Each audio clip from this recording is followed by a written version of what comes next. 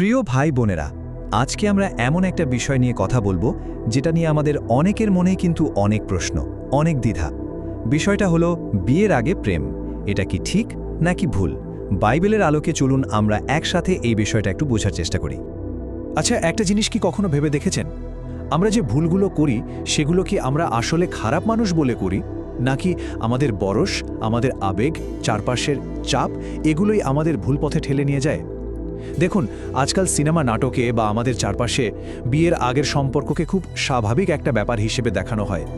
কিন্তু আসল প্রশ্নটা হলো, ঈশ্বরের চোখে কি এটা সত্যিই স্বাভাবিক?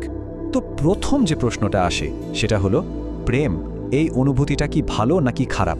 মজার ব্যাপার হলো, বাইবেল কিন্তু প্রেমকে কখনোই খারাপ বলে না, বরং বাইবেল একটা অন্য জিনিসের ওপর খুব জোর দেয়, আর সেটা হলো সময়, সঠিক সময়। বাইবেলের উপদেশক বইটাতে খুব সুন্দর একটা কথা আছে, সব কিছুরই একটা নির্দিষ্ট ঋতু বা সময় আছে। আর এই একটা কথাই কিন্তু আমাদের পুরো আলোচনার মূল ভিত্তি। মানে জীবনের প্রত্যেকটা কাজের জন্যই একটা সঠিক সময় ঠিক করা আছে। তো এই কথার মানেটা কি দাঁড়ালো? মানেটা খুব সোজা। প্রেম, ভালোবাসা এগুলো তো ঈশ্বরেরই দেওয়া উপহার, তাই না? খুবই সুন্দর একটা অনুভূতি। কিন্তু এই সুন্দর অনুভূতিটা সবচেয়ে বেশি সুন্দর লাগে যখন এটা ঠিক সময়ে আসে। অসময়ে ফোটা ফুলের মতো সময়ের আগে হলে এর আসল সৌন্দর্যটা থাকে না। এই বিষয়টা আমরা আরেকটু সহজভাবে বুঝতে পারি। দেখুন, বিয়ের আগের যে ভালোবাসা সেটা বেশিরভাগ সময়ই শুধু আবেগের উপর নির্ভর করে, আর আবেগ কিন্তু যে কোনো সময় বদলে যেতে পারে, তাই না? অন্যদিকে বিয়ের পরের ভালোবাসাটা দাঁড়িয়েই থাকে দায়িত্ব আর প্রতিশ্রুতির ওপর, আর এটাই কিন্তু সম্পর্ককে মজবুত আর স্থায়ী করে তোলে। আচ্ছা, এতক্ষণ তো আমরা ভালোবাসা নিয়ে কথা বললাম। এবার চলুন একটু সুনির্দিষ্টভাবে দেখি শারীরিক সম্পর্ক নিয়ে বাইবেল ঠিক কী বলে। এবার আমরা সরাসরি ঈশ্বরের বাক্যের দিকে মনোযোগ দেব। বাইবেলের প্রথম করিন্থীয় বইতে একেবারে পরিষ্কার করে একটা কথা বলা আছে, তোমরা ব্যভিচার থেকে পালিয়ে যাও। দেখুন, এটা কিন্তু কোনো পরামর্শ না, এটা একটা সরাসরি নির্দেশ। এখানে কোনো কিন্তু বা যদির জায়গা নেই। ঈশ্বর চান আমরা যেন একটা পবিত্র জীবন যাপন করি। শুধু তাই না, হিব্রু বইতেও একই রকম একটা কথা আছে। সেখানে বলা হয়েছে, বিবাহ সকলের কাছে সম্মানিত হোক আর বিবাহের বিছানা সূচি থাকুক। এই কথাটা আমাদের মনে করিয়ে দেয় যে শারীরিক সম্পর্কের জন্য ঈশ্বর একটা পবিত্র জায়গা ঠিক করে দিয়েছেন, আর সেই জায়গাটা হলো বিয়ে। তাহলে এর মানে কি? মানে হলো, শারীরিক ইন্টিমেসি বা ঘনিষ্ঠতা হলো একটা আশীর্বাদ, যেটা ঈশ্বর শুধু বিয়ের সম্পর্কের জন্যই রেখেছেন। এর আগে যদি কেউ এই সম্পর্কে জড়িয়ে পড়ে, তাহলে প্রায় দেখা যায় এর পরিণতিতে আসে মানসিক যন্ত্রণা, একটা অপরাধবোধ, আর অনেক সময় সম্পর্কটাই ভেঙে যায়। তো আমরা নিয়মগুলো জানলাম, কিন্তু বাস্তবে এটা মেনে চলা কতটা কঠিন হতে পারে, তাই না? চলুন এবার বাইবেল থেকেই একটা সত্যি গল্প শুনি। এমন একজনের গল্প যিনি ভয়ঙ্কর এক প্রলোভনের মুখেও ঈশ্বরের প্রতি বিশ্বস্ত ছিলেন। এই গল্পটা হলো জোসেফের।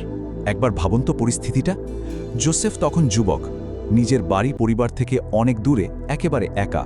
আর ঠিক সেই সময় তার মালিকের স্ত্রী তাকে পাপ করার জন্য জোরাজুরি করতে শুরু করে। এমন একটা অবস্থা যেখানে আশেপাশে দেখার মতো কেউ ছিল না। কিন্তু সেই মুহূর্তে জোসেফের জবাবটা ছিল অসাধারণ। তিনি কি বলেছিলেন জানেন? তিনি বলেছিলেন, আমি এমন একটা জঘন্য কাজ করে ঈশ্বরের বিরুদ্ধে পাপ কি করে করতে পারি? খেয়াল করে দেখুন, তার ভয়টা কিন্তু মানুষকে নিয়ে ছিল না, তার ভয়টা ছিল ঈশ্বরকে। তিনি জানতেন দুনিয়ার কেউ না দেখলেও ঈশ্বর ঠিকই দেখছে। হ্যাঁ, এই সিদ্ধান্তের পর জোসেফকে কিছুদিনের জন্য অনেক কষ্ট সইতে হয়েছিল, এটা সত্যি। কিন্তু শেষে কি হলো? ঈশ্বর তার এই বিশ্বস্ততার জন্য তাকে অনেক বড় সম্মানে সম্মানিত করলেন। এই গল্পটা আমাদের একটা জিনিস খুব স্পষ্টভাবে শিখিয়ে দেয়, ঈশ্বরের প্রতি বিশ্বস্ত থাকার পুরস্কার হয়তো দেরিতে আসে, কিন্তু সেটা সবসময় অনেক বড় হয়। গল্প তো শুনলাম, নিয়মও জানলাম, কিন্তু এখন প্রশ্ন হলো, বাস্তব জীবনে কি করতে হবে? বিশেষ করে যখন মনে এমন অনুভূতি চলে আসে। চলুন এবার কিছু প্র্যাকটিক্যাল পদক্ষেপ নিয়ে কথা বলা যাক। একটা প্রশ্ন প্রায় শোনা যায়, আমি একজনকে ভালোবাসি, কিন্তু আমাদের এখনও বিয়ের বয়স হয়নি, এখন আমরা কি করব? এটা কিন্তু খুবই বাস্তব একটা সমস্যা, তাই না? অনেকেই এই পরিস্থিতির মধ্যে দিয়ে যায়। দেখুন, আমাদের দেশে আইন অনুযায়ী মেয়েদের বিয়ের বয়স হলো 18 আর ছেলেদের 21।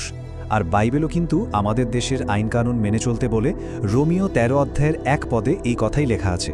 তার মানে ঈশ্বরের ইচ্ছা এটাই যে আমরা যেন ধৈর্য ধরি আর দেশের আইনকে সম্মান করি। তাহলে করণীয়টা কি? কয়েকটা খুব জরুরি পদক্ষেপ আছে।